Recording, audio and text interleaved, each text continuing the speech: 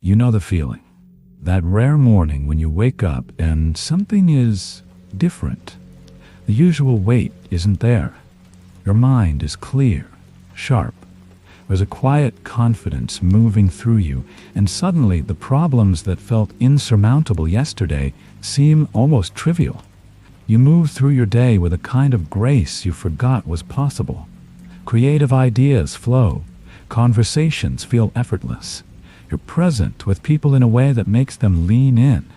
For the first time in months, maybe years, you feel like the person you were always supposed to be. And then, without warning, it's gone. Maybe it lasts a day, maybe a week if you're lucky. But inevitably, you wake up one morning and the old feeling is back. The mental fog, the familiar anxiety, the procrastination you thought you'd conquered, the reactive patterns you were sure you'd outgrown. It's as if those days of clarity never happened, as if you dreamed the whole thing. And here's what makes it unbearable. You know what's possible now. You've tasted it. You've lived inside a version of yourself that operates at a completely different frequency. But you can't seem to stay there. You can't hold on to it, and every time you lose it, the return feels more crushing than before, because now you know what you're missing. So you start to believe something is wrong with you, that you're uniquely incapable of sustaining what others seem to maintain so easily. You read the books, you try the meditation apps, you set the intentions, and maybe for a moment you touch that state again. But like trying to hold water in your hands, it slips through your fingers. Always. This is not a personal failing. This is not a problem of willpower, discipline, or commitment. What you're experiencing is not weakness. It's physics, the physics of consciousness, the architecture of identity. And until you understand the forces at work, until you see the invisible machinery pulling you back to your baseline, you will keep losing every breakthrough you ever have. Because here's the truth no one tells you. Your nervous system is not designed to let you evolve. It's designed to keep you alive. And there's a profound difference between those two objectives. Let me show you what's really happening. Your body is a homeostatic machine. Every system within you, your temperature, your blood pressure, your hormone levels, is constantly working to maintain equilibrium. When something shifts too far in any direction, corrective mechanisms kick in automatically. You get too hot, you sweat. You get too cold, you shiver. The system self-regulates back to baseline. Now here's where it gets interesting. Your mind-body system has a baseline identity, a default frequency, a familiar range of thoughts, emotions, and behaviors that it recognizes as you. This baseline was established over years, decades of conditioning. Every childhood experience, every trauma, every moment of praise or criticism, every belief you absorbed from your family, your culture, your early environment, all of it hardened into a psychological set point, a thermostat setting for your consciousness. And just like the thermostat in your house, when your internal temperature shifts too far from that setting, the system automatically corrects. This is why your breakthrough doesn't last. When you touch a higher state, when you experience that flow, that clarity, that peace, your nervous system doesn't register it as an upgrade. It registers it as an error, a deviation from the norm, and it immediately begins pulling you back to the familiar baseline, not because the baseline is better, not because it serves you, but because it's what the system recognizes as home. Think about it this way. Imagine you've lived your entire life in a house set to 65 degrees. That's just the temperature of your existence. You don't even think about it anymore. Then one day, someone changes the thermostat to 75 degrees. Suddenly the air feels different, warmer, more comfortable. You can breathe easier. Your body relaxes in ways you didn't know were possible. But if the thermostat is still programmed to maintain 65 degrees, what happens? Within hours, the heating system shuts off, the cooling kicks in, and slowly, inevitably, the temperature returns to baseline. Not because 75 degrees wasn't better, but because the system wasn't reprogrammed. The set point never changed. This is homeostatic reversion, and it's the first force pulling you back. But there's a second force at work, one that's even more subtle, even more powerful. Your ego, your sense of self, is not just a collection of thoughts and memories. It's a story, a narrative you've been telling yourself about who you are. And that story has immense gravitational pull. Because here's what most people don't realize. Your identity is not trying to help you become better. Your identity is trying to maintain narrative continuity. Let me say that again. Your psyche is not optimizing for growth. It's optimizing for consistency. Think about the story you've been telling about yourself.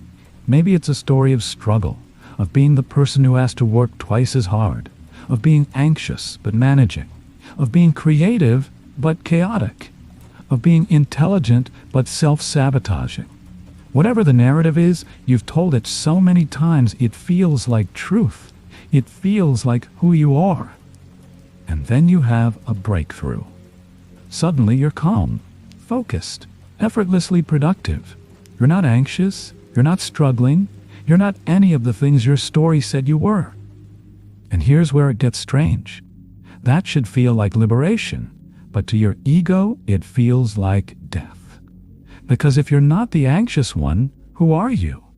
If you're not the person who struggles, what happens to all those years of identity you built around that struggle? Your entire self-concept, your relationships, your social role, your internal narrative is built on a foundation of familiar patterns. And when those patterns disappear, even if they were painful, your psyche experiences it as existential threat. So it sabotages. Not consciously, not deliberately, but through 1,000 subtle mechanisms, your ego begins reconstructing the familiar. A thought pattern here, a reactive behavior there, a return to old environments, old habits, old stories. Because maintaining the known self, even if it's limited, feels safer than inhabiting an unknown self, even if it's liberated. This is identity inertia, and it's the second force pulling you back. So here's where we are. You're not failing to maintain your breakthroughs because you lack discipline. You're failing because you're fighting two of the most powerful forces in human psychology, homeostatic reversion and identity inertia, without any of the tools or understanding necessary to actually win that fight. You've been trying to change your state without changing your system, and that's why nothing sticks. But what if I told you there was another way? Not a motivational technique, not a productivity hack, not another morning routine that you'll abandon in 3 weeks. What if there was an actual architecture, a learnable, repeatable system for relocating your baseline, for making the extraordinary state your ordinary life? Because that's the real goal here, isn't it? The goal is not to get better at visiting peak states. It's not to have more moments of clarity or flow or peace. Those are beautiful. Those are valuable. But if they remain temporary, if they're just vacations from your normal life, then you're still trapped in the same cycle, chasing highs, crashing back down, chasing again. No, the goal is something far more radical. The goal is to relocate your entire baseline so that clarity becomes your default. So that peace is not something you have to achieve, it's something you return to. So that flow is not a rare gift, it's your natural state. So that the version of you that feels aligned, present, and creatively alive is not the exception, it's who you are. This is the shift from temporary state to permanent trait. And when that shift happens, when your baseline actually moves, everything changes. Not because you're trying harder, not because you're more disciplined, but because of what I call emergent properties. qualities that arise naturally from a stabilized system. Let me paint the picture for you. Cognitively, you stop having to force focus. Your attention becomes naturally cohesive. Problems that used to drain you for hours get solved in minutes because your mind isn't constantly fighting itself. You drop into flow not because you've mastered some technique, but because flow is what happens when a nervous system is at peace. Creativity stops being something you have to summon and becomes something you have to channel. Emotionally, you develop what can only be described as a non-reactive presence. Chaos doesn't destabilize you. Criticism doesn't collapse you. You can hold space for other people's intensity without absorbing it. You can feel your emotions fully without being controlled by them. There's a center in you that remains still, even when everything around you is moving. And relationally, this is where it gets really interesting. People start responding to you differently, not because you're doing anything different, but because you're operating from a different frequency. There's a natural magnetism that emerges from a nervous system that isn't in constant defense mode. Conversations deepen, connections form faster, people trust you without knowing why. Because on some instinctive level, they can feel that you're not performing. You're not managing. You're just present. This is what becomes possible when you stop trying to change your behavior and start upgrading your operating system. But how? How do you actually make this shift? How do you move from the exhausting cycle of breakthrough and collapse to a life where your highest self is your stable self? This is where most teachings fail you. They give you inspiration without infrastructure. They show you the destination without the map. They tell you to just be present or raise your vibration without explaining the actual mechanics of how to stabilize a new baseline. So let me give you the architecture. I call it the four-loop maintenance architecture. And it's not a linear process. It's not a checklist. It's a cyclical system, a living structure that allows you to continuously recalibrate, stabilize, and embody higher states until they become permanent traits. Think of it like this. If your consciousness is a system, then these four loops are the maintenance protocols that keep the system running at its optimal frequency.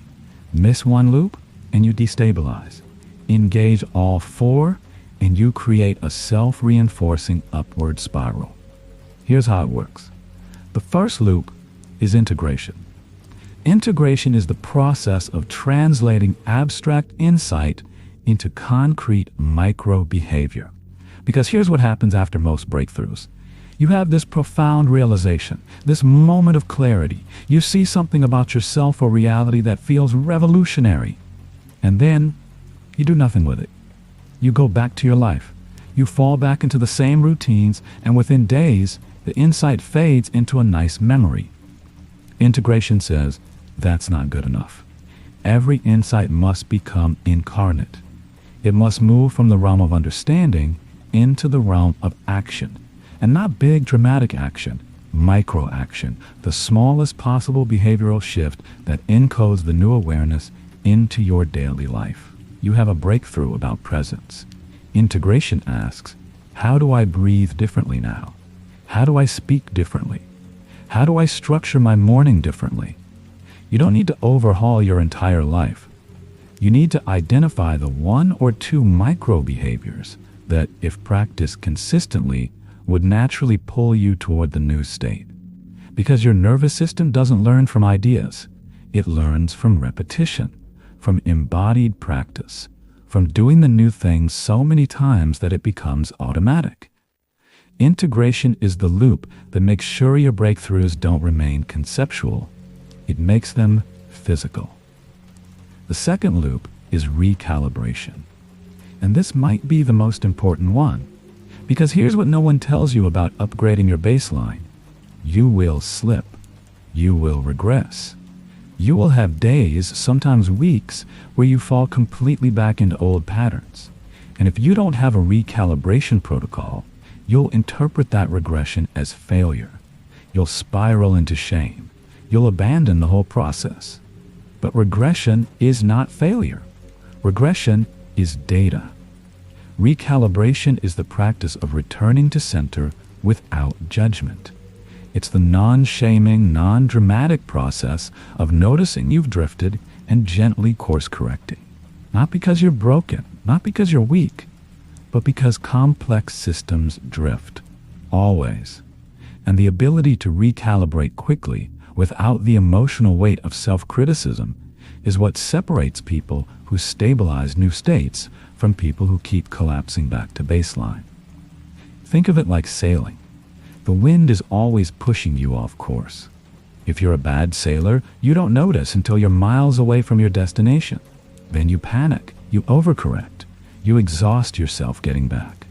But a good sailor is constantly making tiny adjustments, a slight turn of the wheel, a small shift of the sail. They're never perfectly on course, but they're always recalibrating. And because they recalibrate quickly and effortlessly, they arrive at their destination faster than the person who tried to maintain perfect control. Recalibration is your ability to notice drift and correct without drama. And the more you practice it, the faster you return to your optimal state, until eventually the drift becomes so minimal that your baseline actually shifts. The third loop is reinforcement. You cannot stabilize a new state in an old environment. Let me say that again. You cannot stabilize a new state in an old environment. Your environment is not neutral. The people you spend time with, the content you consume, the physical spaces you inhabit, the rituals you perform, all of it is either reinforcing your old baseline or supporting your new one. There's no middle ground. Reinforcement is the conscious design of your environment to make the new state the path of least resistance. It's not about willpower. It's about engineering your life so that staying in the higher state is easier than falling back. The fourth loop is reflection. Reflection is the practice of witnessing your own evolution. Because here's the thing about change. It's easy to see where you were. It's easy to imagine where you want to be. But it's incredibly hard to notice where you are. Most people are so focused on the gap between their current state and their desired state that they completely miss the progress they're making. And that's a problem, because the neural pathways of your new identity are strengthened every time you consciously acknowledge them. When you reflect on the moments you stayed present instead of reactive, when you recognize the days you recalibrated quickly instead of spiraling, when you notice the micro behaviors that are becoming automatic, you're not just observing, you're reinforcing. Reflection is how you train your brain to recognize the new baseline as you. It's how you shift your identity story from "I'm the person trying to be better" to "I'm the person who is better." And that shift, that narrative shift, is everything. Because remember, your ego maintains narrative continuity. If your story is still, "I'm the anxious person working on my anxiety," your ego will keep producing anxiety to maintain that story. But if your story becomes, "I'm the calm person who occasionally experiences anxiety," your ego starts reinforcing calm. Same nervous system, different story, completely different outcome. Now, I know what you might be thinking. This sounds complex, 4 loops, constant maintenance. Is this just another system I'm going to abandon in 3 weeks? And I get it, because the last thing you need is more complexity, more things to do, more ways to fail. So let me give you something radically simple. There's one practice, one single tool that activates this entire architecture. It's so simple you might dismiss it, so subtle you might think it can't possibly work. But if you actually do it, if you practice it with consistency, it becomes the foundation that makes everything else possible. It's this. Close your eyes and feel the inner energy in your hands. That's it. Not meditation, not breath work, not visualization. Just feel your hands from the inside. Notice the subtle tingling, the warmth, the aliveness, the field of energy that's always there but that you never pay attention to. This is what I call the calibration tool. And here's why it matters. This simple practice is you learning to collect real-time data on your internal state.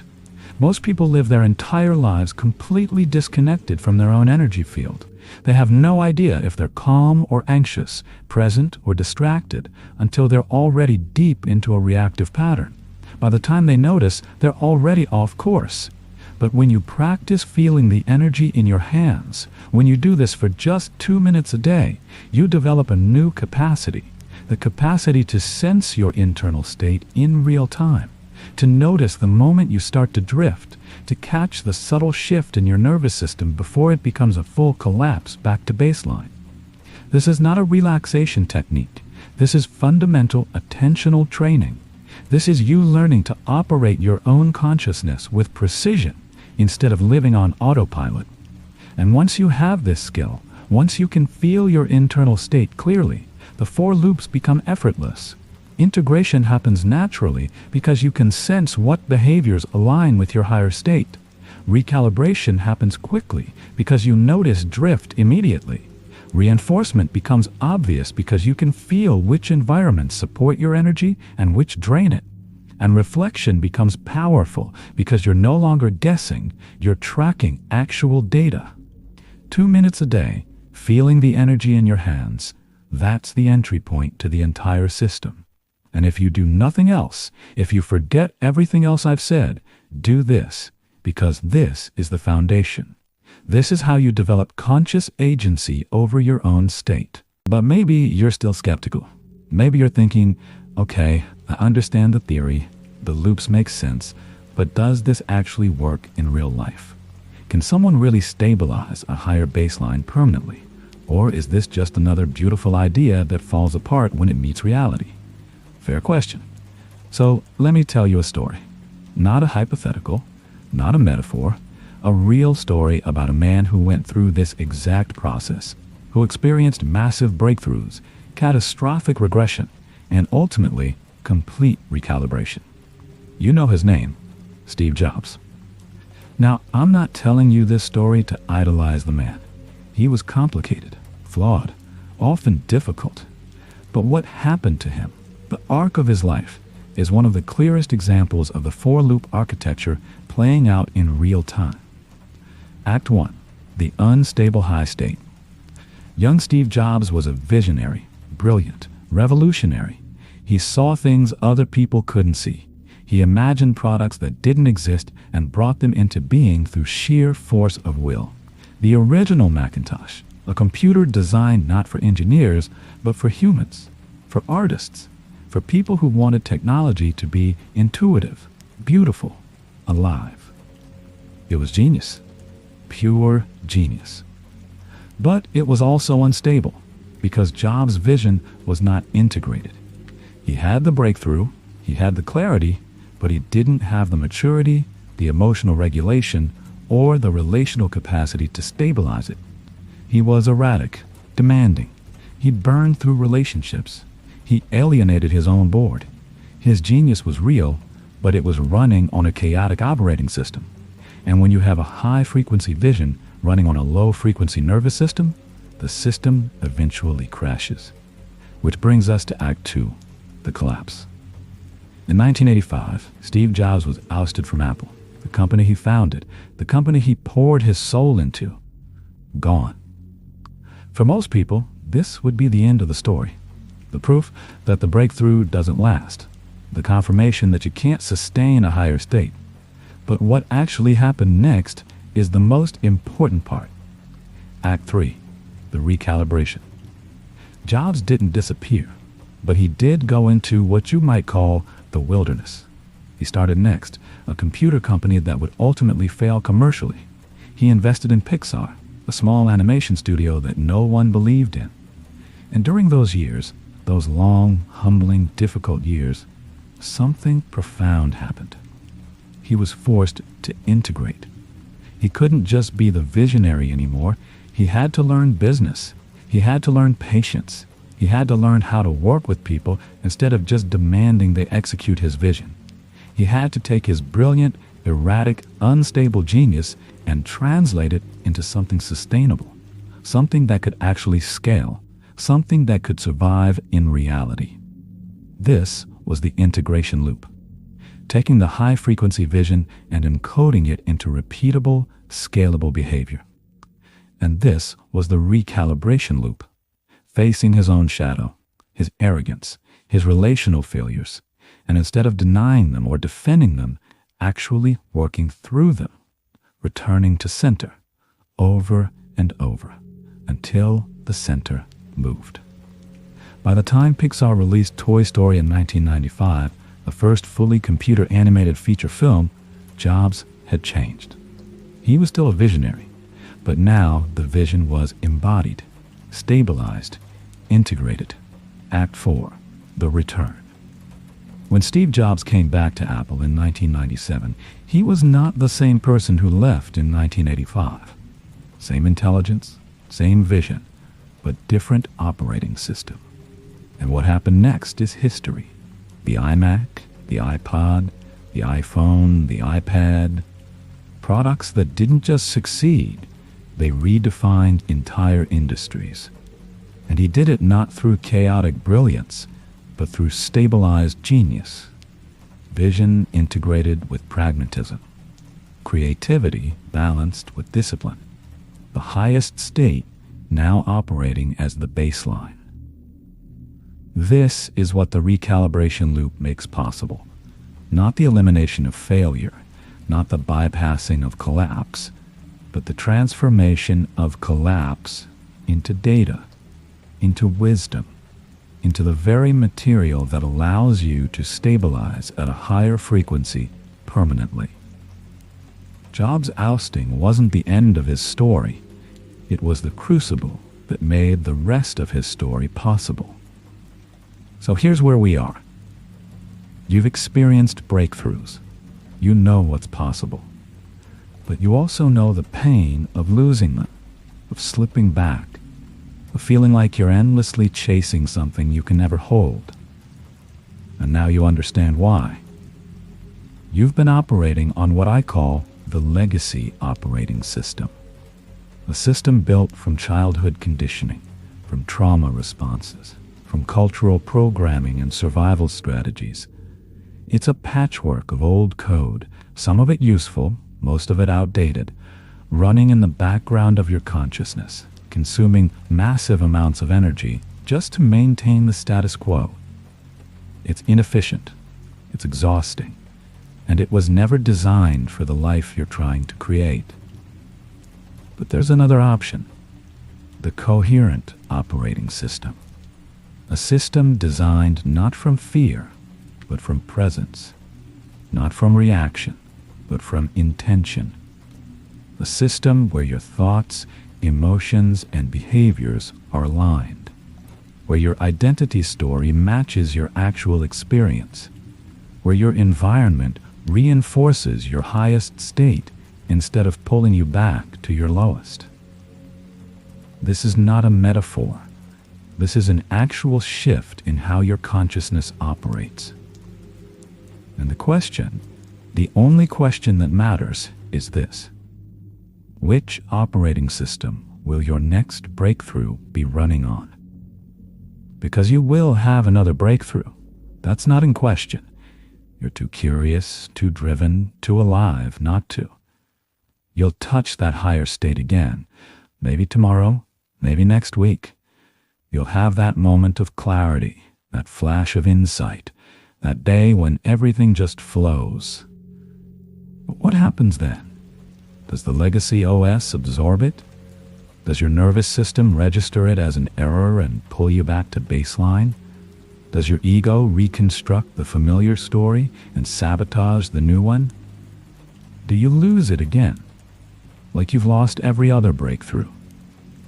Or do you have the architecture in place to catch it, to integrate it, to recalibrate when you drift, to reinforce it through your environment, to reflect on it until it becomes who you are?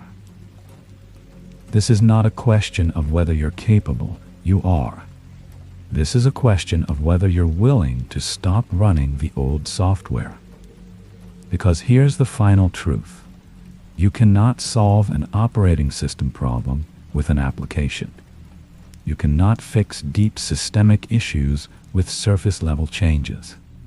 No morning routine, no meditation app, No motivational video is going to stabilize your baseline if the underlying system remains unchanged. You need to go deeper. You need to upgrade the OS. So let me leave you with this. Stabilizing your state is not about achieving perfection. It's not about never slipping. It's not about becoming some enlightened being who's transcended all struggle. It's about building a robust system for conscious recalibration.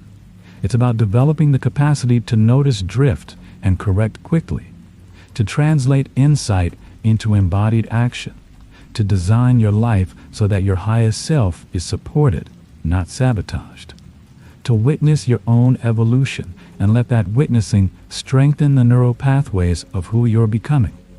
This is the work, not glamorous, not dramatic, but profound, because your identity is not a stone tablet. It's not fixed. It's not permanent. Your identity is a living process, a story being written in real time through every thought you think, every action you take, every environment you inhabit, every moment you choose presence over reaction. And the for-loop maintenance architecture gives you the tools to become the conscious author of that process. Not someday, not after you get your life together, not after you have more time or more resources or more clarity. Now, starting with 2 minutes, feeling the energy in your hands, learning to sense your own internal state, and from that foundation, building the architecture that allows every breakthrough you ever have to become permanent. Because the extraordinary is not meant to be a vacation. It's meant to be home. And now, you have the map to get there.